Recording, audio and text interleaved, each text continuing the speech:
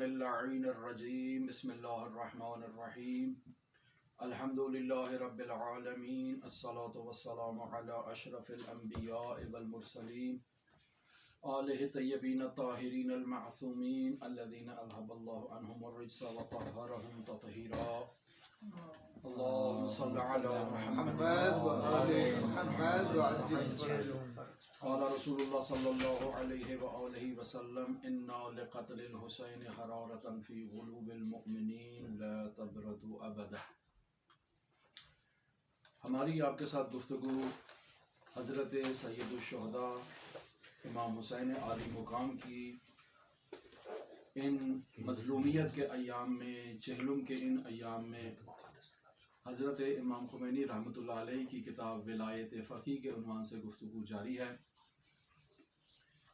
اور ہم اپنی اس گفتگو کے آغاز میں جس حدیث کو سرنامہ کلام قرار دیتے ہیں کہ رسول خدا صلی اللہ علیہ وآلہ وسلم ارشاد فرما رہے ہیں کہ بے شک حسین ابن علی کی قتل کی وجہ سے مؤمنین کے دلوں میں ایک ایسی حرارت ہے جو کبھی ٹھنڈی نہیں ہوگی، اور طبی بات ہے کہ یہ حرارت اسلام کی بقا کے لیے ہے، یہ حرارت اسلام کے دوبارہ احیاء کے لیے ہے، یہ حرارت اسلام کے نفاذ کے لیے ہے، یہ حرارت امر بالمعروف و نہی عن المنکر کے لیے ہے کہ جسے حضرت امام حسین عالی مقام نے اپنے قیام کے اہداف میں سے قرار دیا ہے. یعنی حضرت سید الشہداء حضرت ابا عبداللہ کے قیام کا بنیادی مقصد رسول خدا صلی اللہ علیہ وآلہ وسلم کی امت میں پائے جانے والے بگاڑ کی اصلاح کرنا اور دوبارہ اسے انہی اقدار کی طرف واپس پلٹانا اور ریاست مدینہ کا دوبارہ احیاء کرنا اور قیام کرنا، یہ حضرت سید الشہداء کے باقاعدہ اہداف میں شامل تھا. ہم نے عرض کیا کہ اسلامی تعلیمات کا اجراء اور اسلامی تعلیمات کا نفاذ قیام حکومت اسلامی کے بغیر ممکن نہیں ہے، لہٰذا حکومت اسلامی کا قائم ہونا ضروری ہے، جسے امام خمینی رحمۃ اللہ علیہ نے باقاعدہ ولایت فقی کے عنوان سے پیش کیا ہے. امام خمینی کی اس نظر میں ولایت فقی کا مطلب فقی کی حکومت ہے، یعنی عصر غیبت کبریٰ میں فقیہ جامع الشرائط منصب حکومت پر بیٹھے، فتویٰ دے، قضاوت کرے، امر بالمعروف اور نہی عن المنکر کی مینجمنٹ کو مد نظر رکھے، اس کی مدیریت کرے، اسلامی قوانین کا نفاذ کرے، حدود کا نفاذ کرے، باقاعدہ قصاص کا نفاذ کرے، اور اس طرح سے اسلامی معاشرے کو ان کی کھوئی ہوئی اقدار کی طرف واپس لے کر جائے، اور معاشرے کے اندر جو انحطاط ہو چکا ہے، جو پستی آ چکی ہے، جو بگاڑ آ چکا ہے، اس کی اصلاح کی جا سکے.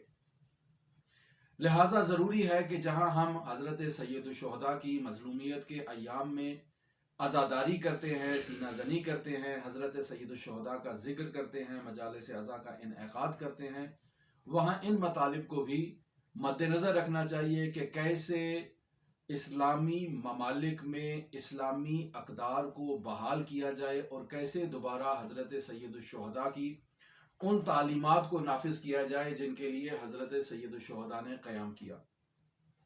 گزشتہ گفتگو میں ہم نے امام خمینی رحمۃ اللہ علیہ کی اس کتاب ولایت فقی سے جو مقدمہ پیش کیا، اس مقدمے کے اندر دو مطالب ہم نے گزشتہ گفتگو سے پیش کیے.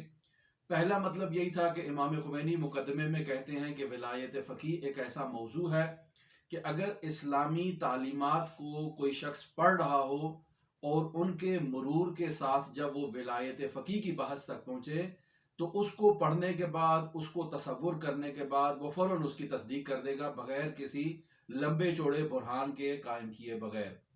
یعنی عصر غیبت میں حکومت کا قیام، اسلامی حکومت کا قیام، ریاست مدینہ کا قیام اسی طرح ضروری ہے جس طرح رسول خدا صلی اللہ علیہ وآلہ وسلم کے زمانے میں ریاست مدینہ قائم ہوئی تھی. تمام وہ دلائل جو عصر رسالت مآب میں ریاست مدینہ کے قیام کے لیے ضروری تھے، وہی دلائل عصر غیبت میں ریاست مدینہ کے قیام کے لیے ضروری ہیں. فرق صرف اتنا ہے کہ رسول خدا صلی اللہ علیہ وآلہ وسلم کے دور میں ریاست مدینہ کے قوانین کو اجرا کرنے والی ذات خود رسالت مآب کی ذات تھی، وہ ذات معصوم عن الخطا تھی۔ عصر غیبت میں ریاست مدینہ کے نظام کو چلانے والی ذات معصوم نہیں ہے، وہ فقیہ ہے، جامع الشرائط ہے، ایسا فقیہ ہے جس میں سب سے زیادہ ایسی شرائط پائی جائیں جنہیں رسول خدا صلی اللہ علیہ وآلہ وسلم اور حضرات ائمہ معصومین علیہم الصلوۃ والسلام نے بیان کیا ہے۔ جس شخص میں یہ شرائط پائی جائیں اس شخص کو حکومت کی باغ دوڑ دینی چاہیے تاکہ وہ معاشرے کے اندر ریاست مدینہ کو باقاعدہ طور پر جاری کر سکے اور ریاست مدینہ میں اسلامی قوانین کو نافذ کر سکے۔ یہ وہ واضح سا موضوع تھا۔ پھر امام خمینی رحمۃ اللہ علیہ یہاں اس شبہ کو برطرف بھی کر دیتے ہیں کہ بسا اوقات ممکن ہے ذہن میں یہ بات آئے کہ آپ نے کہا کہ ولایت فقیہ کے اس بات کے لیے دلائل کی ضرورت پیش نہیں آئے گی، جبکہ ہم دیکھ رہے ہیں کہ ولایت فقیہ کے موضوع پر لمبی چوڑی کتابیں لکھی جاتی ہیں، برہان قائم کیے جاتے ہیں، اور جب ہم اس موضوع کو عوام کے سامنے پیش کرتے ہیں کہ عصر غیبت میں باقاعدہ اسلامی حکومت کا ہونا ضروری ہے، عصر غیبت کبریٰ میں باقاعدہ ریاست مدینہ کا قائم ہونا ضروری ہے، اسلامی قوانین کا نافذ ہونا ضروری ہے، تو ہم دیکھتے ہیں کہ مختلف طرفوں سے اطراف سے ہمارے اوپر اعتراضات کی بوچھاڑ کر دی جاتی ہے۔ ایک طرف حوزہائے علمیہ اعتراض کرتے ہیں، ایک طرف ہمارے متدین مؤمنین عزادار شیعہ اعتراض کرتے ہیں، ایک طرف ہم دیکھتے ہیں کہ استعماری اور طاغوتی قوتیں اعتراض کرتی ہیں۔ تو کیا وجہ ہے کہ ہمارے اوپر اس قدر اعتراضات کی بوچھاڑ ہوتی ہے جبکہ آپ نے فرمایا ہے کہ یہ نظریہ بدیہی ہے؟ امام خمینی رحمۃ اللہ علیہ ایک تفصیل کے ساتھ بیان کرتے ہیں کہ اس کی بنیادی وجہ معاشرے کے اندر ہونے والا بگاڑ ہے، یعنی ہم نے اس قدر معاشرے کو بگاڑ دیا ہے، اس قدر معاشرے کو خراب کر دیا ہے کہ اب جب اس معاشرے کے سدھار کی بات ہو تو لوگ اعتراض کرتے ہیں اور فوراً یہ تصور کرتے ہیں کہ شاید کوئی نئی چیز لائی جا رہی ہے۔ دوسرا، ہماری اس میں خامی یہ رہی ہے کہ ہم نے معاشرے کے اندر رسول خدا صلی اللہ علیہ وآلہ وسلم کی ان تمام تعلیمات کو بیان نہیں کیا جنہیں رسالت مآب نے ہم تک منتقل کیا ہے۔ ہم نے حوزہائے علمیہ میں صرف بعض علوم کو رائج کیا اور صرف انہی علوم پر فوکس کیا کہ جو علوم حوزہائے علمیہ میں اس وقت رائج ہیں۔ بہت سارے ایسی تعلیمات ہیں کہ جسے ہم حوزہائے علمیہ میں اس دور میں بیان نہیں کرتے، جبکہ سابقہ ادوار میں وہ باقاعدہ وہ حوزہائے علمیہ کا حصہ رہی تھی اور باقاعدہ فقہا ان کو باقاعدہ پڑھا کرتے تھے، باقاعدہ ان پہ گفتگو کیا کرتے تھے، ان پہ درس دیا کرتے تھے۔ آج وہ اقدار حوزہائے علمیہ میں نہیں ہے، جس کے باعث حوزہائے علمیہ سے فارغ التحصیل افراد جب باہر تشریف لے کر جاتے ہیں تو وہ ان مطالب کو عوام کے سامنے پیش نہیں کرتے۔ نتیجہ یہی نکلتا ہے کہ جب کوئی اسلامی ریاست کے قیام کی بات کرے، جب کوئی قوانین اسلامی کے نفاذ کی بات کرے تو حوزہائے علمیہ سے بھی اعتراض اٹھتا ہے کیونکہ انہوں نے ان مطالب کو نہیں دیکھا۔ عوام کی طرف اعتراض اٹھتا ہے چونکہ ان تک یہ مطالب منتقل نہیں ہوئے، اور استعمار کی طرف سے اعتراض اٹھتا ہے چونکہ ان کو ان مطالب سے اعتراض ہے۔ وہ نہیں چاہتا ریاست مدینہ قائم ہو، وہ نہیں چاہتا اسلامی آئیڈیالوجی اور اسلامی قوانین نافذ ہو، چونکہ اگر اسلامی آئیڈیالوجی نافذ ہو جائے، اسلامی قوانین نافذ ہو جائیں تو اس کا نتیجہ یہ نکلے گا کہ استعمار جو استثمار کے لیے آیا تھا، غلبے کے لیے آیا تھا، طاغوت کے لیے آیا تھا، وہ اس کے منافع جو ہیں، وہ مفادات جو ہیں وہ خطرے میں پڑ جائیں گے اور اس کے لیے ایک بہت بڑی مشکل ہو جائے گی۔ لہٰذا اس کا بہتر راستہ یہی ہے کہ حوزۂ علمیہ کو اپنی ان گمشدہ اقدار کی طرف واپس آنا چاہیے جہاں حوزۂ علمیہ میں ادبیات پڑھائی جاتی ہے، جہاں فقہ پڑھائی جاتی ہے، جہاں اصول پڑھائی جاتی ہے، اس کے ساتھ ساتھ معاشیات بھی پڑھانی چاہیے، اقتصادیات بھی پڑھانی چاہیے، اخلاقیات بھی پڑھانی چاہیے، اور وہ تمام علوم پڑھانے چاہیے کہ جن علوم کو پڑھنے کے بعد ایک حوزۂ علمیہ کا فارغ التحصیل شخص جب معاشرے کے سامنے جائے گا تو اسے وہاں کسی کے سامنے ہاتھ پھیلانے کی بھی ضرورت نہ پیش آئے، اور اپنی وقار کے ساتھ، اپنی عزت کے ساتھ وہ لوگوں کے سامنے ان تمام موضوعات پر گفتگو کرے جن موضوعات پہ معاشرے میں گفتگو ہو رہی ہے۔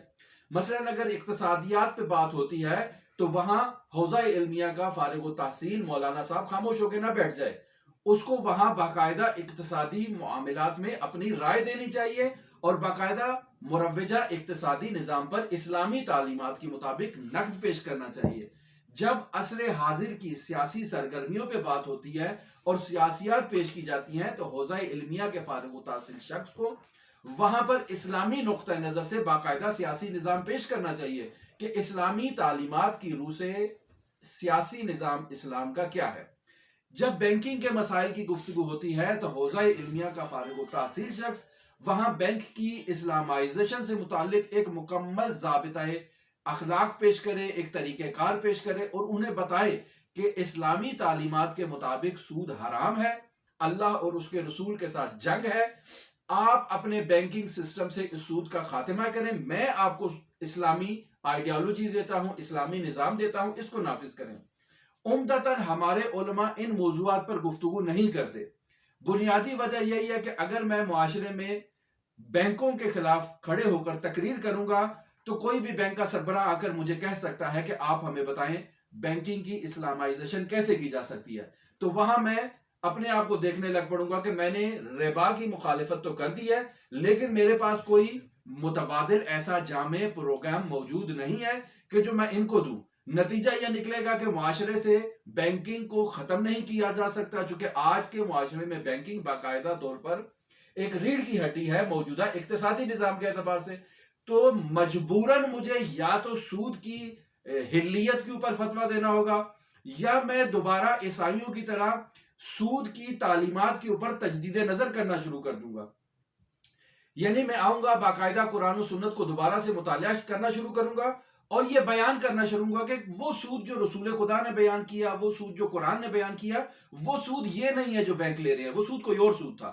تو اس طرح سے معاشرے میں وہی تعلیمات جسے باقاعدہ مسیحیت نے انحراف کی طرف کھینچا، یعنی اپنی آئیڈیالوجی کو تبدیل کیا معاشرے کی ضرورت کے مطابق، اسی طرح ایک اسلامی اسکالر کو بھی یہ کام کرنا پڑے گا۔ تو نتیجہ اس کا یہی نکلتا ہے کہ حوزہ علمیہ کو باقاعدہ غنی ہونا چاہیے اور ان تمام ٹاپکس پہ گفتگو ہونی چاہیے۔ ہر افراد کو یعنی باقاعدہ حوزہ علمیہ میں صاحب نظر افراد ان چیزوں کے اوپر ہونے چاہیے جو طالب علموں کو بتائیں اور اپنے طلاب کو اس طرح سے گائیڈ کر کے باقاعدہ ان کے ممالک میں اور ان کی جگہوں پر بھیجیں تاکہ وہ غنی ہو کر جائیں۔ پھر امام خمینی رحمۃ اللہ علیہ اپنی اسی کتاب کے مقدمے کا دوسرا جو عنوان دے رہے ہیں وہ استعمار کا منفی پروپیگنڈا ہے۔ اس منفی پروپیگنڈے میں مثلا استعمار کہتا ہے کہ اسلام کے پاس کوئی جامع پالیسی نہیں ہے، اسلام کے پاس بنیادی زندگی گزارنے کے اصول موجود نہیں ہیں، اسلام کے پاس معاشرتی قوانین موجود نہیں ہیں، اسلام کے پاس حکومتی قوانین موجود نہیں ہیں، اسلام کے پاس صرف حیض و نفاذ کے مسائل ہیں جنہیں حوزہ علمیہ میں پڑھایا جاتا ہے اور ان کے پاس کچھ نہیں ہے۔ لہٰذا نتیجہ یہی نکلتا ہے کہ جب ہم سے یعنی حوزہ علمیہ سے فارغ و تحصیل شخص سے جب وہ معاشرے میں جاتا ہے اس سے اسلام کی ایک جامع پالیسی پوچھی جائے تو اس کے پاس نہیں ہوتی ہے، اس کے پاس اگر اسلام کے معاشرتی نظام کے بارے میں پوچھا جائے تو اس کے پاس وہ قوانین نہیں ہوتے ہیں، اس سے اگر نفسیات کے بارے میں پوچھا جائے جو آج کل بہت رائج مسئلہ ہے کہ گھروں میں لڑائی ہو رہی ہے، بچے میں لڑائی ہو رہی ہے، معاشرہ فاسد ہو رہا ہے، اگر اس سے اس مسئلے کا حل پوچھا جائے تو اس کے پاس قرآن و سنت کی روشنی میں کوئی حل نہیں ہوتا۔ اس کی بنیادی وجہ کیا ہے کہ اس نے پڑھا نہیں ہے، اس نے اس پہ کام نہیں کیا ہے۔ اسی طرح حکومتی قوانین کے بارے میں، حکومتی لا کے بارے میں، حکومتی مینجمنٹ کے بارے میں جب اس سے پوچھا جاتا ہے تو وہ خاموش ہو جاتا ہے۔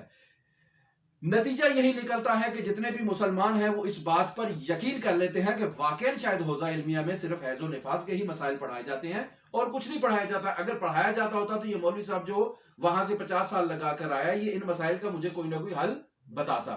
تو اس کی خامی حوزہ علمیہ میں بھی موجود ہے جس کی اصلاح کی ضرورت ہے، یہ مسئلہ امام خمینی رحمۃ اللہ علیہ بیان کر رہے ہیں۔ پھر اس کے بعد جس مطلب کی طرف اشارہ ہوا وہ یہ ہے کہ اسلام برعکس ان نظریات کے جن نظریات کو استقبال پیش کر رہا ہے، اسلام ایک جامع مکتب ہے۔ اسلام بچے کی ولادت سے پہلے، نطفے کے انعقاد سے پہلے کے احکام بھی بیان کرتا ہے، مرنے کے بعد کے احکام بھی بیان کرتا ہے، وسط کے تمام پیریڈ کے احکام اسلام عوام کے سامنے پیش کرتا ہے کہ یہ اسلامی تعلیمات ہیں۔ پھر اسلام باقاعدہ جرم کے وقوع سے پہلے بتاتا ہے کہ انسان کی تعلیم و تربیت کی جائے، انسان کو اخلاقیات سکھائی جائیں، تہذیب نفس سکھائی جائے تاکہ معاشرہ فاسد نہ ہو، گناہ کی طرف نہ جائے، اور اگر گناہ واقعہ ہو جاتا ہے تو پھر اسلام کہتا ہے کہ اس گناہ کی مزید روک تھام کا تنہا راستہ یہی ہے کہ آپ حدود الہی کو اور قصاص کو باقاعدہ منظر عام پر اجرا کریں. یعنی اگر قرآن کہتا ہے کہ السارق والسارقۃ فاقطعوا ایدیہما، ان دونوں کے ہاتھ کاٹ دو، چاہے مرد ہے چاہے عورت ہے، تو ہمیں بھی معاشرے کے اندر ان کے ہاتھ کاٹنے چاہیے. 10 آدمی جب دیکھیں گے کہ ایک چور کا ہاتھ کاٹا ہے، ایک چورنی کا ہاتھ کاٹا ہے، تو پھر معاشرہ چوری کرتے وقت جو ہے وہ اپنے آپ کو سوچے گا کہ کل کو میں اگر پکڑا گیا تو یہی حشر میرے ساتھ ہوگا. معاشرے میں اگر کوئی شخص زنا کرتا ہے، معاشرے میں اگر کوئی خاتون زنا کرتی ہے، بالخصوص اگر زنائے جبر کرتا ہے، اگر بچے کے ساتھ زیادتی ہوتی ہے، بچی کے ساتھ زیادتی ہوتی ہے، تو اس کا واحد راستہ یہی ہے کہ ان حدود کا نفاذ کیا جائے. خداوند متعال سورہ نور میں فرما رہا ہے کہ الزانیۃ والزانی فاجلدوا کل واحد منہما 100 جلدہ. یعنی مرد ہے یا عورت ہے، اگر انہوں نے زنا کیا ہے، آپس کی رضامندی سے کیا ہے، یا مرد نے اگر زبردستی کیا ہے، تو اس میں خاتون کی کوتاہی نہیں ہے، مرد کو 100 کوڑے لگیں گے. لیکن اگر دونوں کی رضامندی ہے تو دونوں کو 100 کوڑے لگائے جائیں، تاکہ معاشرہ جو ہے وہ دوبارہ اس برائی کی طرف اور اس انحطاط کی طرف نہ جائے. پھر سورہ نور میں ارشاد ہو رہا ہے وَلْيَشْهَدْ عَذَابَهُمَا طَائِفَةٌ مِّنَ الْمُؤْمِنِينَ، یعنی باقاعدہ مومنین کی ایک جماعت ان کے عذاب کو دیکھے کہ ان پہ کوڑے کیسے لگ رہے ہیں، تاکہ یہ معاشرے کے اندر دوبارہ اس پستی کی طرف نہ جائیں. پھر خداوند متعال ارشاد فرما رہا ہے سورہ بقرہ کی آیت نمبر 179 کے اندر کہ لَكُمْ فِي الْقِصَاصِ حَيَاتٌ یا اُولِي الْأَلْبَابِ لَعَلَّكُمْ تَتَّقُونَ، کہ اے صاحبان بصیرت آپ کے لیے قصاص کے اندر حیات ہے. یعنی اگر آپ قصاص کو جاری کریں گے اسلامی معاشرے میں، تو اس قصاص سے ظاہراً ایسا محسوس ہو رہا ہے کہ ایک آدمی کی موت ہو رہی ہے، لیکن اس ایک آدمی کی موت سے پورے معاشرے کو حیات مل رہی ہے. یعنی پورا معاشرہ دوبارہ قتل و غارت کی طرف، دوبارہ ایسی جنایت کی طرف جاتے وقت 100 مرتبہ سوچے گا اور خوف محسوس کرے گا کہ یہی حشر جو آج اس شخص کا ہوا ہے کل کو میرا بھی ہو سکتا ہے. لہٰذا معاشرہ آہستہ آہستہ برائیوں سے نجات پا جائے گا. یہ ہے اسلام کی منطق جسے اسلام جاری کرنا چاہتا ہے. لیکن متاسفانہ کیا ہوتا ہے کہ جب مغرب ہمارے پاس آ کر، یعنی طاغوتی قوتیں ہمیں آ کر کہتی ہیں کہ آپ کے اسلامی قوانین، آپ کے حدود کے قوانین، آپ کے قصاص کے قوانین جو ہے وہ وحشی گری پر مشتمل ہیں، یعنی یہ ظالمانہ قوانین ہے، تو ہم ایسے میں جو ہے وہ فوراً اپنے ہاتھ پاؤں گم کر دیتے ہیں. ہم انہیں کانے کرنے کی بجائے خود مغلوب ہو جاتے ہیں اور ان کی بات کے سامنے جو ہے نا وہ جھکنے پر تیار ہو جاتے ہیں. کل ہم نے عرض کیا کہ امام خمینی رحمۃ اللہ علیہ فرماتے ہیں کہ 10 گرام ہیروئن کے اوپر 5 آدمیوں کو بھی پھانسی دی جا سکتی ہے، 10 آدمیوں کو بھی پھانسی دی جا سکتی ہے اگر وہ اس ہیروئن میں شریک ہیں اور انہوں نے وہ جرم ارتکاب کیا ہے. تو ہیروئن کی حمل و نقل کرنا، ہیروئن کو فروخت کرنا اتنا بڑا گناہ نہیں ہے جتنا کسی کو قتل کرنا ہے، جتنا کسی کو زنا میں مبتلا کرنا ہے، جتنا شراب خوری کرنا ہے. چونکہ ہیروئن کو استعمال کرنے والا، ہیروئن کو فروخت کرنے والا ایک شخص کو نقصان پہنچا رہا ہے، لیکن یہ گناہ ایسے ہیں جن سے پورا معاشرہ جو ہے وہ فاسد ہو جائے گا، اور اس کی اصلاح بہت ضروری ہے. اگلے نقطے میں امام خمینی بیان کرتے ہیں جسے ہم آج آپ کی خدمت میں بیان کریں گے، وہ یہ ہے کہ خود باختگی در برابر پیش رفت ہائے مادی. یعنی جب ہم دیکھتے ہیں مغرب میں جاتے ہیں، آج کل ہمارے معاشرے سے کوئی بھی اٹھ کے چلا جائے، یورپ میں چلا جائے، فرانس چلا جائے، جرمنی چلا جائے، برطانیہ چلا جائے، اٹلی چلا جائے، امریکہ چلا جائے، کینیڈا چلا جائے، کہیں بھی چلا جائے، تو وہ جا کے وہاں پر پہلی چیز جو نوٹ کرتا ہے، کہتا ہے سڑکیں بہت صاف ہے، صفائی کا بہت انتظام ہے، پولیس کھڑی ہوئی ہے، قانون، کسی کو روکنے کی ضرورت نہیں ہے. وہ ٹریفک کا اشارہ جو ہی دیکھتے ہیں سرخ ہو گیا ہے، تمام ٹریفک رک جاتی ہے. وہاں پہ اصلا جرم نام کی کوئی چیز ہی نہیں ہے، اور اتنی خوبصورتی ہے، اتنی صفائی ہے، اتنی بڑی بڑی بلڈنگیں تعمیر کی گئی ہیں، اور اتنا وہاں پر خوبصورت نظام ہے. تو ہمارے معاشرے سے جو شخص بھی اٹھ کے وہاں جاتا ہے، وہ ان چیزوں کو دیکھ کے مغلوب ہو جاتا ہے اور کہتا ہے کہ مغرب نے اور غرب نے جو ترقی کی ہے وہ اسلام نے ترقی نہیں کی ہے. یعنی ہمارا اسلامی نظام ناقص ہے، مغرب کا نظام بہتر ہے. تو سوال یہ پیدا ہوتا ہے کہ اس کا کیا تعلق ہے ان چیزوں سے؟ یعنی اسلامی تعلیمات آپ کو ترقی اور پیش رفت سے تو نہیں روک رہی ہے، اسلامی تعلیمات آپ کو نظافت اور صفائی ستھرائی سے تو نہیں روک رہی ہے، اسلامی تعلیمات آپ کو چاند پہ جانے سے تو منع نہیں کر رہی ہے، آپ کو مریخ پہ جانے سے تو منع نہیں کر رہی ہے، آپ کو دوسرے سیاروں پہ جانے سے تو منع نہیں کر رہی ہے. اسلامی تعلیمات آپ کو باقاعدہ سیٹلائٹ چھوڑنے پہ منع تو نہیں کر رہی ہے. یہ ساری ترقی جتنی بھی غرب نے کی ہے، اسلامی ممالک بھی ان ترقی کو کر سکتے ہیں، باقاعدہ تحقیق کر سکتے ہیں، باقاعدہ آگے بڑھ سکتے ہیں، باقاعدہ ان مسائل میں اپنا کردار ادا کر سکتے ہیں. لیکن ہماری غفلت ہے، اس میں اسلامی قوانین کا کوئی مسئلہ نہیں ہے.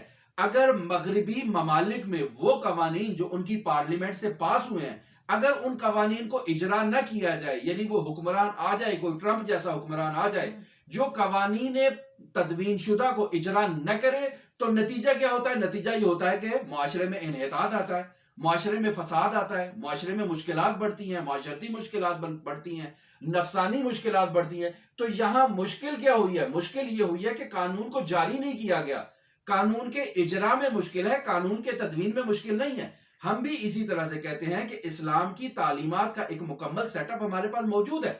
یہ سیٹ اپ جب تک آپ جاری نہیں کریں گے، آپ اسلام کو کیسے نقصان کیسے کہہ سکتے ہیں کہ اسلامی تعلیمات جو ہے وہ کمزور ہیں یا اسلامی تعلیمات کھوکھلی ہیں؟ ایسا ہرگز نہیں ہے. پھر ارشاد فرماتے ہیں کہ ہمارے حکمران جو ہیں وہ کرتے کیا ہیں؟ جب حکومت میں آتے ہیں دونوں ہاتھوں سے بیت المال کو لوٹنا شروع کر دیتے ہیں، اپنے نام پہ، اپنے بیوی بچوں کے نام پہ، چچاؤں خاندانوں کے نام پہ، ملازموں کے نام پہ، چپراسیوں کے نام پہ، پتہ نہیں کس کس کے نام پہ وہ جائیدادیں بنا لیتے ہیں کہ اگر ان کے بارے میں تحقیق کرنے بھی کوئی شخص لگ جائے تو صدیاں لگ جاتی ہیں یہ ثابت کرنے کے لیے کہ اس نے ملکی جائیداد کو لوٹا ہے اور بیت المال کو لوٹا ہے، کرپشن کی ہے. یہ ثابت کرنا ہی دشوار ہو جاتا ہے.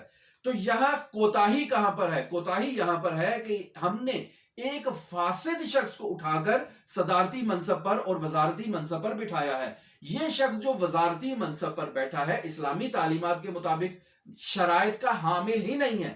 تو جب شرائط کا حامل نہیں ہے تو ظاہری بات ہے کہ یہ ایسے فاسد امور کو انجام دے گا. ظاہری بات ہے جب یہ بیت المال کو دونوں ہاتھوں سے لوٹ کے اندر لے جائے گا، اپنے گھر لے جائے گا، تو بیت المال خالی ہو جائے گا. اب بیت المال کو دوبارہ بھرنے کا کیا طریقہ ہے؟ بجلی کے بل پہ ٹیکس لگاؤ، گیس کے بل پہ ٹیکس لگاؤ، پانی پہ ٹیکس لگاؤ، ہوا پہ ٹیکس لگاؤ، سب چیزوں پہ ٹیکس لگا دو. ملک میں کوئی چیز بھی ایسی نہیں ہونی چاہیے جو ٹیکس سے خالی ہو. پھر ایک چیز پہ دو تین چیزوں کا ٹیکس ہوتا ہے. مثلا یہاں پہ پنجاب حکومت کا ٹیکس ہو گیا، یہاں پہ وفاق حکومت کا ٹیکس ہو گیا، تو یہاں پہ اس کا ٹیکس ہو گیا، اس کا ٹیکس ہو گیا. تو اگر آپ یوٹیلیٹی بلز کو اٹھا کے دیکھیں تو اس میں ایک بہت بڑی مد صرف ٹیکسز کے مد میں ہوتی ہے. تو سوال یہ پیدا ہوتا ہے کہ ایسا کیوں ہوا؟ جواب یہی ملتا ہے کہ جو کچھ بھی خزانے میں تھا وہ پہلے والے لوٹ کے لے گئے. اب ہماری باری ہے خزانے کو پر کریں تاکہ ہم دوبارہ سے حکومت کر سکیں. یہ حکمران چلا جائے گا تو اگلا حکمران آ کے کہے گا کہ پہلے والوں نے لوٹ لیا، اب میری باری ہے، ٹیکسز بڑھاؤ، دوبارہ مسائل کرو، روپے کو ڈی ویلیو کرو. تو نتیجہ کیا نکلے گا؟ نتیجہ یہ نکلے گا کہ عوام کے اوپر بوجھ بڑھے گا. باہر سے یہ لوگ قرضے اٹھا کے لائیں گے ملک کو چلانے کے لیے، کچھ خود کھائیں گے، کچھ ملک پہ لگائیں گے. بوجھ اس کا عوام کے اوپر آئے گا کہ اب تم قرض اتارو، ملک سنوارو. تو یہ مسائل ہمارے حکمرانوں کی طرف سے ہیں پہلے مرحلے میں. دوسرے مرحلے میں جو مسائل ہے وہ ہمارے عدالتی نظام کے متعلق ہے. یعنی ہماری عدالتی نظام میں جزا اور سزا کے نظام کا اللہ ہی حافظ ہے. یعنی کل عرض کیا کہ صدیاں لگ جاتی ہیں کسی مطلب کو ثابت کرنے کے لیے اور نتیجہ نہیں نکلتا ہے. ہمارے موجودہ معاشرے کے اندر جو قوانین اس قدر خراب ہو چکے ہیں، عدالتی نظام اس قدر خراب ہو چکا ہے، گزشتہ حکمران اس قدر کرپٹ نکل چکے ہیں کہ آج کے ملک میں تاجر جو ہے وہ ملک میں سرمایہ کاری اور تجارت نہیں کرنا چاہتا. وہ یہ کہتا ہے کہ ہم اگر اس ملک میں سرمایہ کاری کریں گے تو اس کا نتیجہ یہ نکلے گا کہ یہ لوگ لوٹ کھوٹ کے کھا جائیں گے. پیسہ میرا ہوگا چلا جائے گا سوئس بینک میں، پیسہ میرا ہوگا چلا جائے گا فلاں بینک میں، تو مجھے اس سے کیا فائدہ ہے؟ تو نتیجہ یہی نکلا ہے کہ اسلامی قوانین کو باقاعدہ طور پر جاری ہونا چاہیے. ہم نے ملک بنایا ہے اور ملک بنا کر اسلام کا مذاق اڑایا ہے. ہم نے یہ کہا ہے کہ لا الہ الا اللہ ہمارا ہدف ہے، ہم نے لا الہ الا اللہ کے لیے ملک بنایا ہے. لیکن لا الہ الا اللہ کے نام پہ ملک بننے والے قانون میں لا الہ کے قانون جاری نہیں ہے.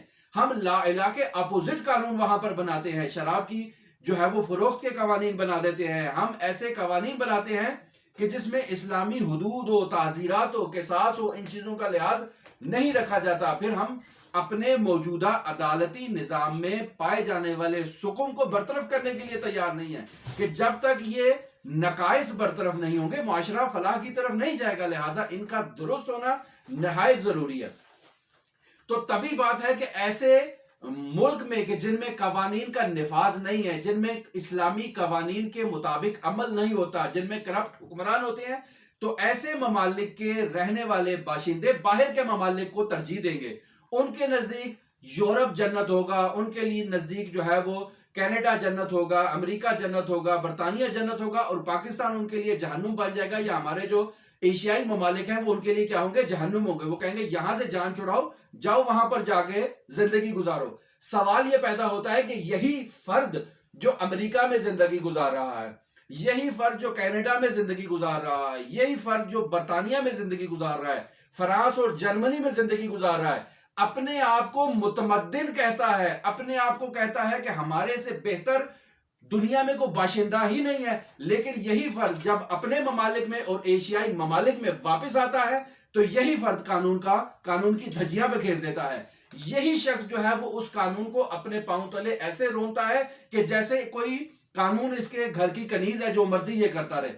تو نتیجہ کیا نکلا؟ نتیجہ یہی نکلا کہ قانون کا اجرا ضروری ہے، تدوین قانون صرف ضروری نہیں ہے۔ لہٰذا رسول خدا صلی اللہ علیہ وآلہ وسلم نے ریاست مدینہ کے قیام میں جہاں الہی قوانین بیان کیے، وہاں ان قوانین کو اجرا کر کے دکھایا، باقاعدہ حدود و جزا کے اور باقاعدہ قصاص کے احکام کو معاشرے کے اندر نافذ کر کے دکھایا، تب جا کے وہ اسلامی ریاست بنی، تب وہ ہمارے لیے آئیڈیالوجی والی آئیڈیل ریاست بنی، وگرنہ وہ ریاست مدینہ بھی ہمارے لیے آئیڈیل نہیں ہو سکتی تھی۔ قانون اللہ نے بیان کر دیا اور معاشرے میں اس قانون کو جاری نہیں کیا، وہی جنگل کا قانون ہے، جو مرضی کرتے رہے، تو اس کا کوئی فائدہ نہیں ہے۔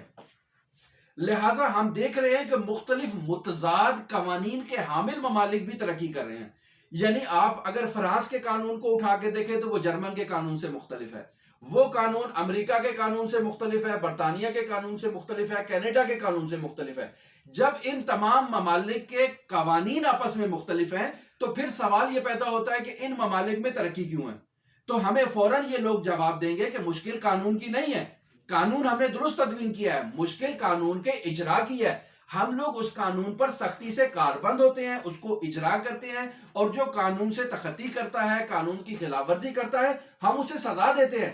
آپ لوگوں کا مسئلہ یہ ہے کہ آپ کی پارلیمنٹ سے کوئی بھی قانون پاس ہو تو پارلیمنٹ میں بیٹھے ہوئے افراد جو ہیں وہ قانون پاس کرنے سے پہلے اچھی طرح سے دیکھ لیتے ہیں کہ اس قانون کا مجھے کیا نقصان ہے، میری بیوی کو کیا نقصان ہے، میرے بچوں کو کیا نقصان ہے، میرے چاچا بھتیجا کو کیا نقصان ہے، میرے فلاں ہمسائے کو کیا نقصان ہے، میرے ملازم کو کیا نقصان ہے، میرے باورچی کو کیا نقصان ہے۔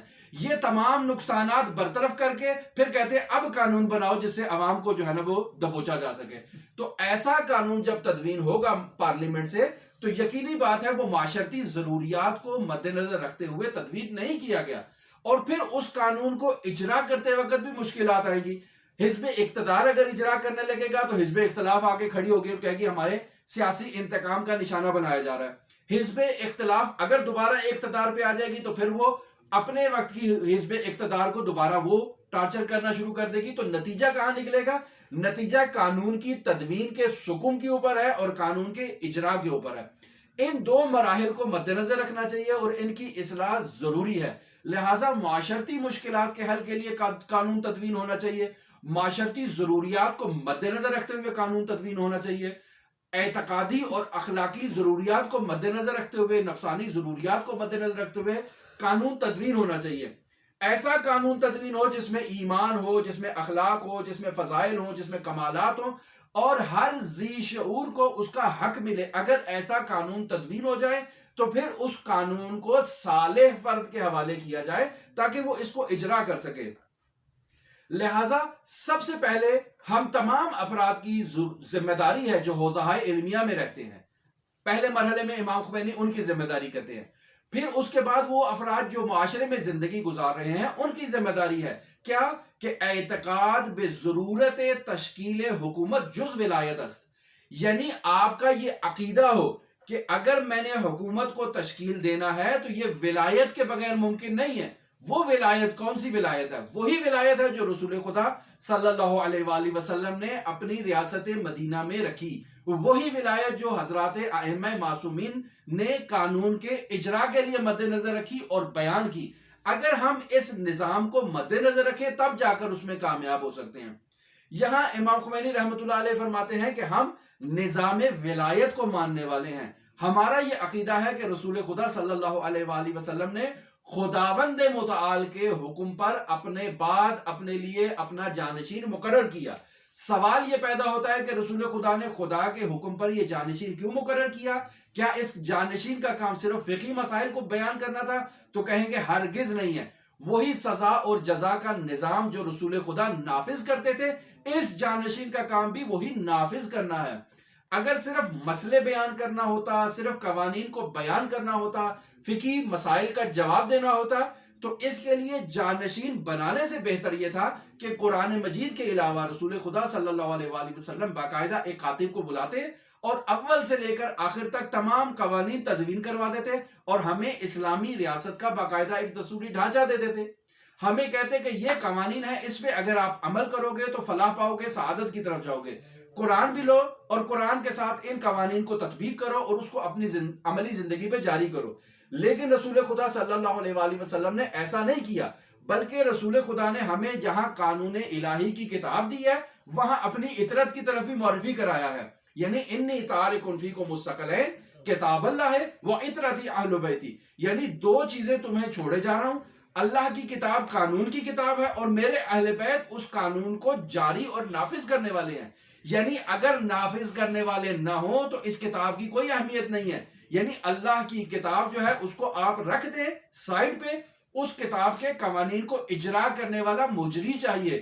وہ مجری معصوم ہونا چاہیے، وہ مجری پاک ہونا چاہیے، پاکیزہ ہونا چاہیے، غلطیوں اور خامیوں سے منزہ ہونا چاہیے. سوال یہ پیدا ہوتا ہے کہ آج کے دور میں ہمارے پاس ایسا شخص نہیں ہے، تو ہم ایسے شخص کو تلاش کریں گے کہ جو سب سے بہتر ہو، عدالت میں اعلیٰ مقام پر ہو، تقوی میں زہد میں اعلیٰ مقام پر ہو، جو نفسانی خواہشات سے اجتناب کرتا ہو. ایسے شخص کو ہم آگے لائیں گے اور صرف اندھا اعتماد اس پہ نہیں کریں گے، بلکہ اس شخص پہ نظارت کے لیے باقاعدہ ایک پارلیمنٹ بنائیں گے کہ اس پارلیمنٹ کا ہر فرد اس پوچھا جائے کہ تم نے اسلامی قوانین سے انحراف کیوں کیا ہے، تاکہ دوبارہ وہ اس انحراف کا شکار نہ ہو سکے. اسے عصمت نسبیہ کہتے ہیں، جس کی طرف مرحوم نائینی نے اشارہ کیا تنبیہ الامہ میں، جسے ہم آپ کی خدمت میں پیش کر چکے.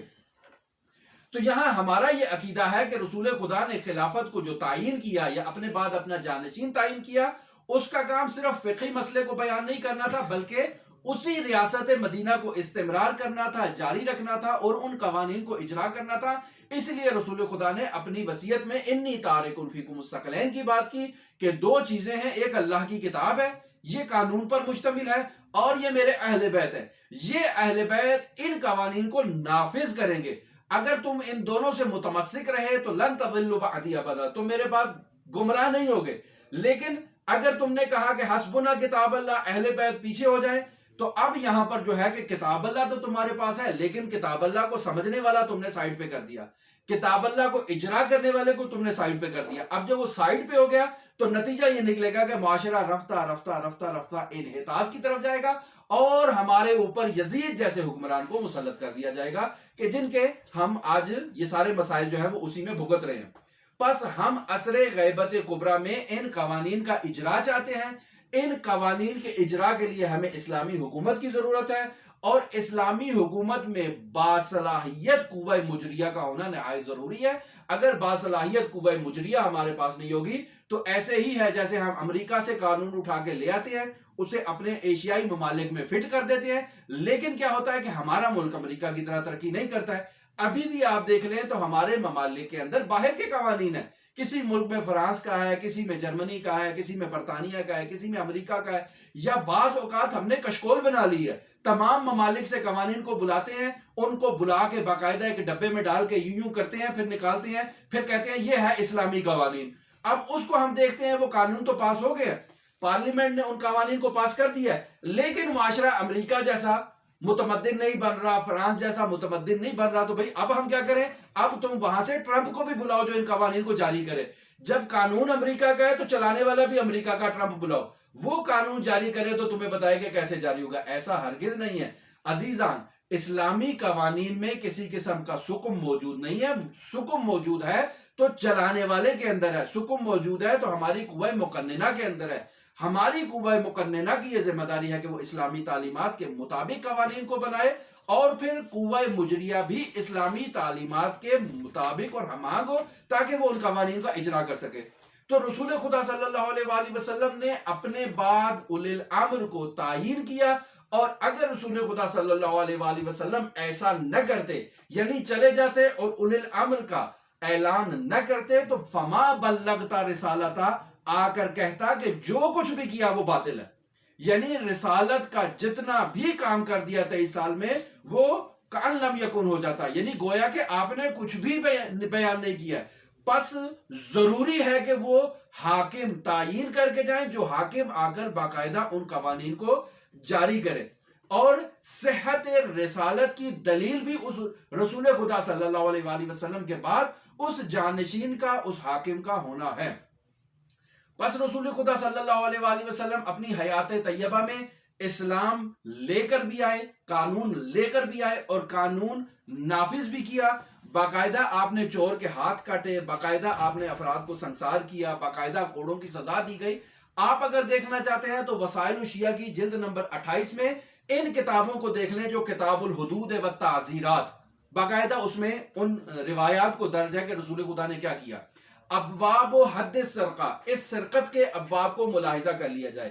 ابواب و حد المسکر، یعنی شراب خور کی جو سزا ہے اس کو رسول خدا نے کیسے جاری کیا، اس کو مشاہدہ کریں۔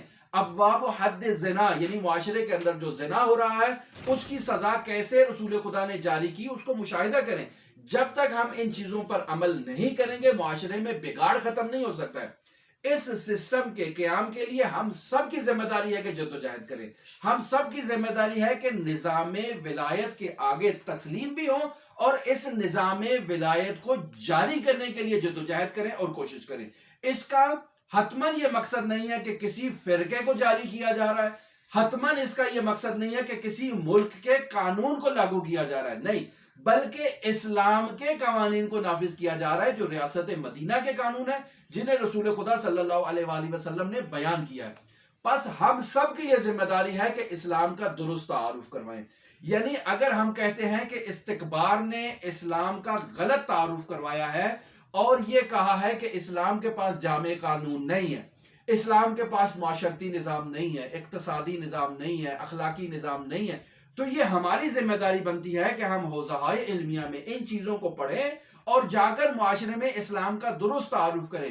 اسلام کے درست تعارف کے لیے ٹرمپ نے نہیں آنا ہے، اسلام کے درست تعارف کے لیے کسی نے فراز سے اٹھ کے نہیں آنا، ہم ہی نے جا کر بیان کرنا ہے اسلام کے درست تعارف کو۔ اگر اسلامی ریاست اور اسلامی حکومت کو تشکیل دینے پر ہمارا عقیدہ قائم ہو جائے، یعنی ہم معتقد ہوں کہ رسول خدا صلی اللہ علیہ وآلہ وسلم نے جو احکام بیان کیے ہیں وہ احکام نافذ ہونے کے لیے بیان کیے، نفاذ کے لیے بیان کیے، اگر ہمارا یہ عقیدہ ہو تو ہم ان قوانین کے معاشرے میں اجرا کے لیے، ان کے تحقق کے لیے کوشش کریں گے۔ اسی کوشش کا نام نظام ولایت ہے کہ آپ رسول خدا صلی اللہ علیہ وآلہ وسلم کے قوانین کو معاشرے پہ اجرا، معاشرے میں نفاذ کے لیے اور اجرا کے اوپر اعتقاد رکھتے ہیں۔ آپ کا عقیدہ ہے کہ آج کے دور میں بھی حد جاری ہونی چاہیے، قصاص کا قانون جاری ہونا چاہیے۔ اگر آپ اس پہ کاربند ہوں گے تو یہی نظام ولایت ہے جس کو ہم نے نافذ کرنا ہے کہ اسلامی قوانین نافذ کیے جائیں اور ریاست مدینہ کا نظام دوبارہ نافذ کیا جائے۔ اس کے لیے ہمیں سب سے پہلے جس چیز کی ضرورت ہے وہ خود اعتمادی کی ہے، یعنی ہمیں اپنے اوپر اعتماد ہونا چاہیے کہ اسلام نے جو ہمارے لیے بیان کیا وہ مکمل ہے، اب اس کو حاصل کرنا ہے اور بالکل اعتماد کے ساتھ جا کر اس کو معاشرے کے سامنے بیان کرنا ہے۔ اگر ہم نے اپنی ذمہ داری میں غفلت کی تو آج کا جوان یہ یقین کر لے گا کہ نجف اور کم کے اندر صرف حیض اور نفاس کے مسائل بیان کیے جاتے ہیں، وہی پڑھائے جاتے ہیں، اور ان علماء کا اور کوئی کام نہیں ہے، صرف یہی کام کرتے ہیں۔ نتیجہ کیا نکلے گا؟ نتیجہ یہ نکلے گا کہ ہماری سستی کی وجہ سے اسلام کے اوپر حرف آئے گا، ہماری سستی کی وجہ سے اسلامی تعلیمات کے اوپر حرف آئے گا۔ لہٰذا حوزہائے علمیہ کو اپنی ذمہ داری کو احسن انداز میں انجام دینا چاہیے۔ اگر ہم ظاہر شریعت پہ عمل کر رہے ہیں، استکباری قوتوں کو ہم سے کسی قسم کی کوئی مشکل نہیں ہے، یعنی میں نماز پڑھتا ہوں تو امریکہ کو میرے نماز پڑھنے سے کوئی مشکل نہیں ہے، میں زکوٰۃ دے رہا ہوں، حج کر رہا ہوں، میں اگر باقاعدہ غریبوں کی مدد بھی کر رہا ہوں تو امریکہ کہے گا کوئی مسئلہ نہیں ہے, تمہارے پاس پیسوں کی کمی ہے, میں تمہیں پیسے دے دیتا ہوں کہ تم غریبوں کی مدد کر لو, میں تمہیں مسجد بنا کے دیتا ہوں تاکہ تم نماز پڑھو, میں تمہیں باقاعدہ عبادت گاہیں بنا کے دیتا ہوں, پیسوں کی کمی ہے تو تم ان کو وہاں سے پورا کر لو. وہ یہ آپ کی مدد کریں گے. چونکہ نماز ان کے لیے مشکل نہیں ہے, ان کے لیے آپ کا روزہ رکھنا مشکل نہیں ہے. وہ کہیں گے کہ اگر آپ کے لیے طلوع آفتاب سے لے کر غروب آفتاب تک روزہ رکھنا مشکل ہے تو آپ بے شک 3 دن کا ایک ہی ساتھ روزہ رکھ لیں, 4 دن کا روزہ رکھ لیں, ہمیں کوئی مشکل نہیں ہے. آپ بے شک پورا مہینہ ہی روزہ رکھتے رہے ایک ساتھ بغیر کھائے پیے, ہمیں کوئی مشکل نہیں ہے. مشکل کب پیش آئے گی؟ مشکل اس وقت پیش آئے گی جب آپ انہیں یہ کہیں گے کہ ہم ریاست مدینہ قائم کرنا چاہتے ہیں, ریاست مدینہ میں اسلامی نظام نافذ کرنا چاہتے ہیں. تو اب استقبال اٹھ کے آئے گا, کہے گا یہ بات درست نہیں ہے. میں ایک ملموس مثال دیتا ہوں کہ جسے امام خمینی رحمۃ اللہ علیہ نے اس کتاب ولایت فقیہ میں بیان کیا. بیان کرتے ہیں کہ عراق کے اندر جب برطانیہ کا وہاں پر قبضہ تھا تو ایک مسجد سے اذان کی آواز بلند ہوئی.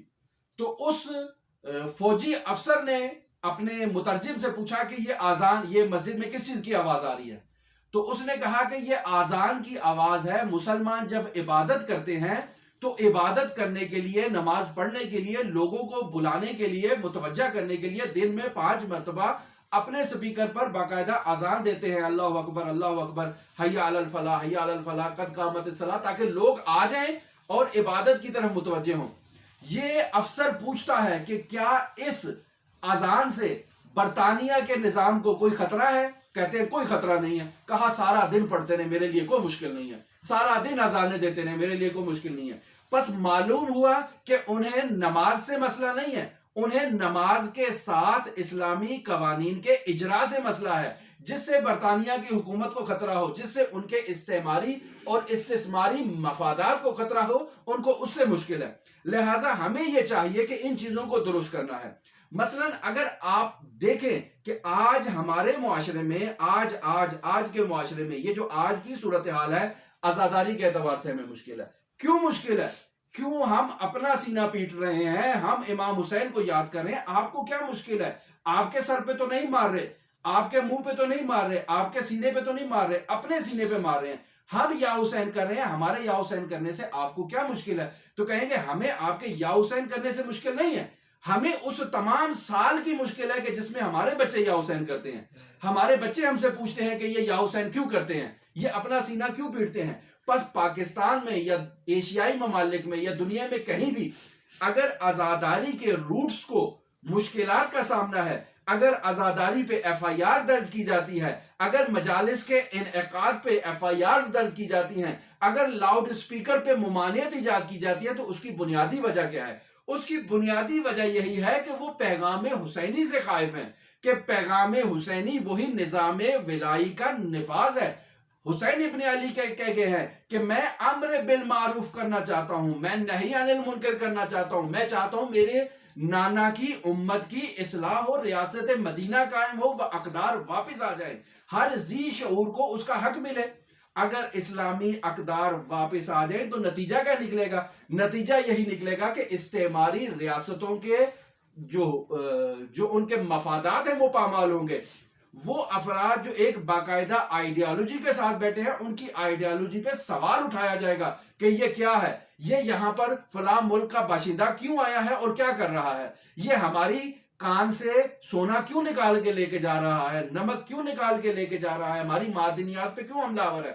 تو بس اصل مشکل یہ ہے.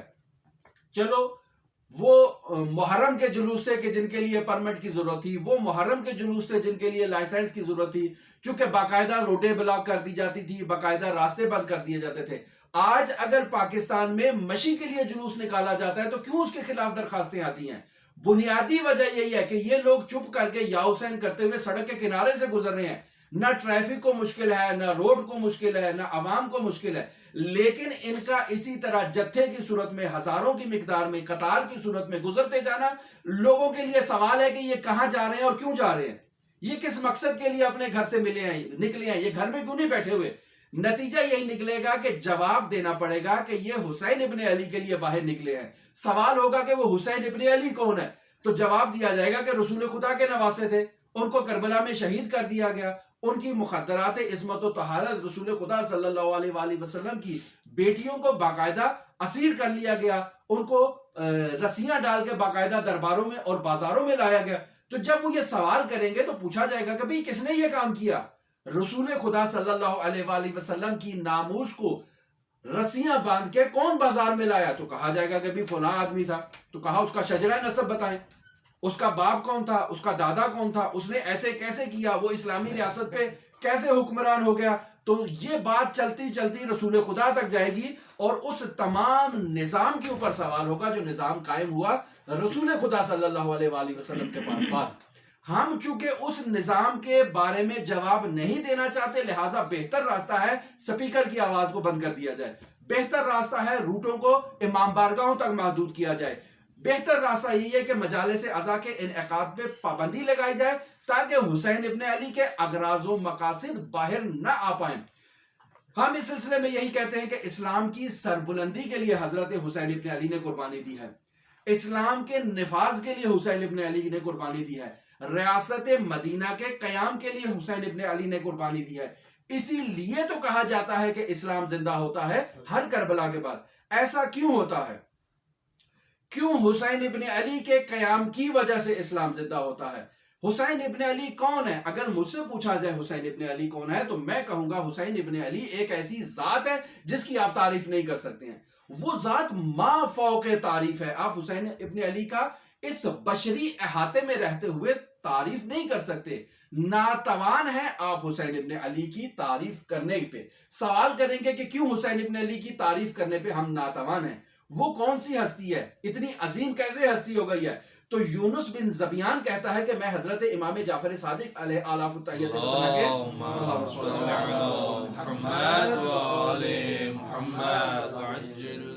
یہ یونس کہتا ہے کہ میں امام صادق آل محمد کے محضر میں گیا اور حضرت صادق آل محمد سے میں نے کہا کہ یبن رسول اللہ، جب بھی حسین ابن علی کا ذکر آتا ہے میرے دل کی دھڑکن تیز ہو جاتی ہے۔ یعنی وہی حدیث ان لقتل الحسین حرارۃ فی قلوب المؤمنین لا تبرد ابدا، میرے سامنے حسین کا نام آنا ہوتا ہے کہ میرے دل کی حرکت اور دھڑکن تیز ہو جاتی ہے۔ تو یبن رسول اللہ مجھے بتائیں میں کیا کہوں، کیا کروں اس وقت؟ تو امام صادق آل محمد کہتے ہیں کہ 3 مرتبہ تم کہو صلی اللہ علیہ یا ابا عبداللہ، پھر تم کیا کرو، نہر فرات پہ جاؤ اور باقاعدہ جا کر وہاں پر غسل کرو۔ آج جتنے بھی مؤمنین حضرت سید الشہداء کی عزاداری کے لیے نکلے ہوئے ہیں، اگر ہمیں سن رہے ہیں تو اس چیز کی طرح متوجہ ہوں کہ آپ حضرت سید الشہداء علیہ آلاف التحیت وسلم کی زیارت کے لیے گئے ہیں۔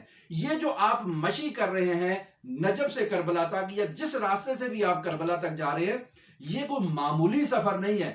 یونس بن زبیان کی اس چیز کی طرف متوجہ ہوں کہ اس کے دل کی دھڑکن کیسے تیز ہو جاتی تھی۔ وہ صرف حسین ابن علی کا نام سنتا تھا، آپ حسین ابن علی کے پاس جا رہے ہیں اور حسین ابن علی کے محضر میں شرفیاب ہو رہے ہیں، آپ کی دل کی دھڑکن بھی تیز ہونی چاہیے۔ آپ کو بھی چاہیے کہ اپنے وجود کو نہر فرات کے غسل سے پاک و پاکیزہ کریں، تمام وہ کثافتیں جو ظاہری اور باطنی آپ کے وجود کے ساتھ چپکی ہوئی ہیں ان کو نکال کے باہر کریں اور پاک و پاکیزہ ہو جائیں، پاک و پاکیزہ لباس پہنیں، اور پھر کیا کام کریں، اپنے جوتے اتار دیں، چونکہ اب آپ وادی مقدس کے اندر ہیں۔ یہ وادی مقدس ایک ایسی مقدس وادی ہے کہ جس میں آپ کا ننگے پاؤں حضرت حسین ابن علی کی طرف جانا اور حسین ابن علی کے لیے باقاعدہ وہ احرام باندھنا کہ آپ حسین ابن علی کے لیے جا رہے ہیں اور خالص ہے حسین ابن علی کے لیے، یہ نہایت ضروری ہے۔ پس راستے میں تکبیر کہیں، خداوند متعال کی حمد کہیں، تحلیل کہیں، محمد و آل محمد پر درود بھیجیں، اور جب آپ حسین ابن علی کے پاس پہنچ جائیں تو حضرت امام صادق فرما رہے ہیں کہ اے یونس ابن زبیان، جا کر کہو السلام علیک یا حجت اللہ وابن حجتہ، السلام علیک یا صار اللہ وابن صارہ، السلام علیک یا وطر اللہ الموتور فی السماوات والارض۔ یہ آپ سلام کہو۔ ان سلاموں میں بھی اگر ہم دیکھ لیں تو ہم اپنے اسی موضوع کی طرف آتے ہیں کہ ہم حسین ابن علی کا تعارف نہیں کروا سکتے۔ کیوں؟ حسین ابن علی کون ہے؟ اللہ کی حجت ہے اور اللہ کی حجت کا فرزند ہے، کوئی معمولی شخصیت نہیں ہے۔ یہ ایک عام سوال ہے، تمام ائمہ معصومین کا جب تعارف کروایا جاتا ہے تو یہ جملہ بولا جاتا ہے السلام علیک یا حجت اللہ وابن حجتہ، کہ وہ خود بھی حجت ہیں اور اپنے سے ماقبل امام کی فرزند ہیں جو خود حجت تھے۔ یہاں تک تو امام حسین کا تعارف حضرت صادق آل محمد نے ایک عام تعارف کروایا ہے، لیکن اس کے بعد جو جملہ ہے السلام علیک یا قتیل اللہ وابن قتیلہ، یعنی یہ سلام جو دیا جا رہا ہے یہ امام حسین کے ساتھ خاص سلام ہے۔ اس سلام میں باقیہ ائمہ معصومین علیہ السلام کو وہ مقام حاصل نہیں ہے، یہ اختصاصی ہے سید الشہداء کے ساتھ۔ اللہ کی راہ میں قتیل قرار پانا کہ جس کے بدن مطہر سے باقاعدہ خون جاری ہو، یہ امام حسین کے ساتھ ہے۔ وابن قتیلہ ہی ان کے والد بزرگوار ہے کہ ان کی رگائے مبارک سے بھی باقاعدہ خون جاری ہوا، سر پیشانی اطہر سے باقاعدہ خون جاری ہوا۔ یہ اختصاص حاصل ہے حضرت سید الاوصیاء کو اور حضرت حسین ابن علی کو کہ ان کے جسم اطہر سے باقاعدہ خون جاری ہوا شہادت کے وقت، اور اس میں بھی خاصیت حضرت امام حسین کو حاصل ہے، یعنی حضرت سید الاوصیاء امیر المومنین علی ابن ابی طالب کی جب شہادت ہوئی ہے تو وہ قتیل اللہ کا مصداق ہے، لیکن وابن قتیلہ ہی کا مصداق نہیں ہے، یعنی حضرت ابو طالب کو اس طرح سے شہید نہیں کیا گیا۔ تو پس یہ اختصاصی مقام حضرت حسین ابن علی کے لیے حاصل ہے جو حضرت سید الاوصیاء کو بھی حاصل نہیں ہے، اور حسین ابن علی کے بعد والے ائمہ معصومین اطہار کو بھی یہ مقام حاصل نہیں ہے۔ پھر آپ امام حسین کے پاس جا کے کہہ رہے ہیں السلام علیک یا سار اللہ وابن سارہ، یعنی وہ ذات کہ جس کے خون کا انتقام لینا ہے اللہ کی ذات نے، یعنی خداوند متعال کی راہ میں شہید ہونے والی شخصیت کا خون کا انتقام لینے والی کون ذات ہے؟ خود اللہ کی ذات ہے۔ تو السلام علیک یا قتیل اللہ وابن قتیلہ و السلام علیک یا سار اللہ وابن سارہ، یعنی انتقام لینے والا اللہ کی ذات ہے۔ اللہ کی ذات جب حسین ابن علی کا خون کا انتقام لے رہی ہے تو اس کا مطلب یہ بن رہا ہے کہ حسین ابن علی کے خون کی نسبت اللہ تبارک و تعالی کی ذات کی طرف ہے، تو حسین ابن علی کی رگوں میں جاری ہونے والے خون کی نسبت اللہ کی طرف ہے، تو خود وجود مطہر حسین ابن علی کی نسبت کہاں ہوگی؟ یعنی جب جسم کی رگوں میں جاری ہونے والا خون اللہ سے منسوب ہے اور جسم کی رگوں میں جاری ہونے والے خون کے بہنے پہ انتقام اللہ نے لینا ہے، تو خود وجود مطہر حسین ابن علی کا مقام اور جائگہ کہاں پر ہوگی؟ اور پھر اسی نورانی زیارت میں ارشاد ہوتا ہے اشہد ان دمک سکن فی الخلد، یعنی امام صادق آل محمد یونس بن زبیان کو یہ کہہ رہے ہیں کہ گواہی دو، میں گواہی دیتا ہوں کہ حسین ابن علی کا خون خلد بری میں ہے، یعنی وہ مقام جو مافوق مادہ ہے، وہ مقام جو تجردات میں ہے، وہاں حسین ابن علی کا اگر خون ہے تو خود حسین ابن علی عند ملیک مقتدر خداوند متعال کی بارگاہ میں ہے، خون حسین جنت کے اندر ہے۔ تو ایسی شخصیت کا میں تعارف کیسے کروا سکوں کہ جس کا خون خلد بری میں گیا؟ اور یہ ایک انقلاب آیا کہ جو انقلاب جو ہے وہ اس عادی وسائل کے ذریعے سے، عادی طبیعت کے ذریعے سے، عادی ماحول کے ذریعے سے، جسے بیان کرنا انسان کی توان اور طاقت سے باہر ہے۔ لہٰذا ہماری یہ ذمہ داری بنتی ہے کہ ہم حسین ابن علی کے اقدار کو، حسین ابن علی کے معارف کو اور اس نظام ولایت کو جسے حسین ابن علی نے بیان کیا، اسے معاشرے کے اندر نافذ کرنے پر ایمان رکھیں۔ یعنی ہمارا یہ ایمان ہونا چاہیے کہ اگر امام حسن عسکری کی حکومت ہوتی تو وہ تمام حکومتی نظام جو حضرت امام حسن عسکری کی شہادت کے بعد حضرت تو شہید ہو گئے، تمام وہ حکومتی نظام منتقل ہوا حضرت امام بقیت اللہ تک، اب وہ نظام ہم تک پہنچا ہے اور ہماری ذمہ داری ہے کہ اس نظام کو نافذ کریں۔ آج ہمیں معاشرے کے اندر تمام وزارت خانے اس نوعیت کے بنانے چاہیے کہ یہ حضرت بقیت اللہ کی خدمت میں ہوں، امام زمانہ کے ظہور کی تعجیل کے لیے راہ ہموار کریں، معاشرے کی اقدار کو بحال کریں اور ہر ذی شعور کو اس کا حق دیں اور ان معاشرے کو مدینہ فاضلہ بنائیں۔ اگر ہم ایسے نظام کے نفاذ کے لیے جدوجہد کریں گے تو خود حضرت امام زمان بھی ہم سے راضی ہیں، حضرت حسین ابن علی بھی راضی ہیں، حضرت رسول خدا صلی اللہ علیہ وآلہ وسلم بھی راضی ہیں. اور یہاں اسلام کی کسی مخصوص قرائت کے نفاذ کا حکم نہیں ہو رہا ہے، بلکہ اسلام ناب محمدی کے نفاذ کا حکم ہو رہا ہے، جو اسلام رسول خدا صلی اللہ علیہ وآلہ وسلم نے ریاست مدینہ میں قائم کیا. یہ بات قطعی طور پہ نہیں ہو رہی کہ آپ شیعہ آئیڈیالوجی کو نافذ کر دیں، قطعی طور پر یہ بات نہیں ہو رہی ہے کہ آپ حنفی آئیڈیالوجی کو نافذ کر دیں. یہ سب قراءات ہیں جو اس اسلام سے کی گئی ہیں جسے رسول خدا نے بیان کیا ہے. اصل نفاذ تعلیمات محمدی کا ہونا چاہیے. لہٰذا ریاست مدینہ کا مطالعہ بہت ضروری ہے کہ اس ریاست مدینہ کی طرز پر قانون بنے اور پھر اس ریاست مدینہ کی طرز پر بننے والے قوانین کو نافذ کیا جائے، ولو ان کے نفاذ کے لیے کسی جماعت اسلامی کے مفتی کو ہی کیوں نہ آگے لانا پڑے، بشرطے کہ اس میں وہ تمام شرائط پائی جائیں جو رسول خدا صلی اللہ علیہ وآلہ وسلم نے بیان کی. یہ وہ عقیدہ ہے کہ جو ولایت فقیہ کے نظام پر ہے، جسے امام خمینی رحمۃ اللہ علیہ نے بیان کیا. اس کتاب ولایت فقیہ کا مقدمہ ہم نے کمپلیٹ کر دیا.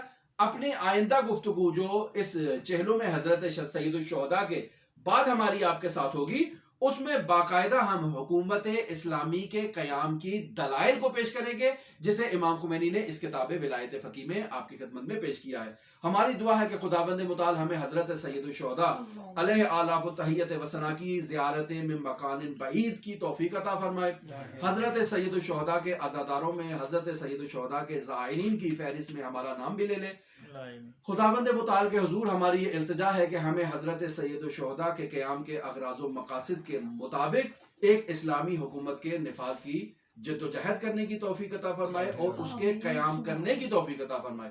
اللہم صلی علی محمد و آل محمد وعجل فرج قائم آل محمد. اللہم صلی